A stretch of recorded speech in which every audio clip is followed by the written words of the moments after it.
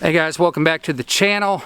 In this video I just want to demonstrate real quickly a pretty easy way to cut FRP board. Fiberglass reinforced plastic, kind of a waterproof wall board, and let's just get right into the video, man. Alright guys, I'm just lining that T-square up just to run my knife down, and we're going to score this about 5 or 6 times. And another thing is I do have the piece of FRP board upside down, so you do want to cut it from the back. If not, you're cutting and it's got all the little bumps on the other side and it makes it hard to keep your knife straight, so do it from the back side.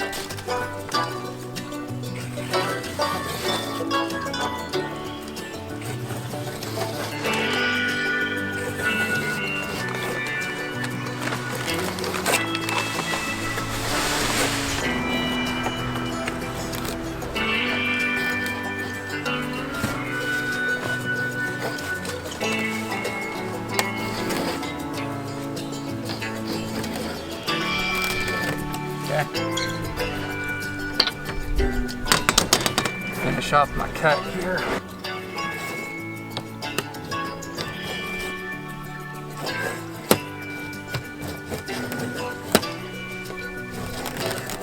Okay.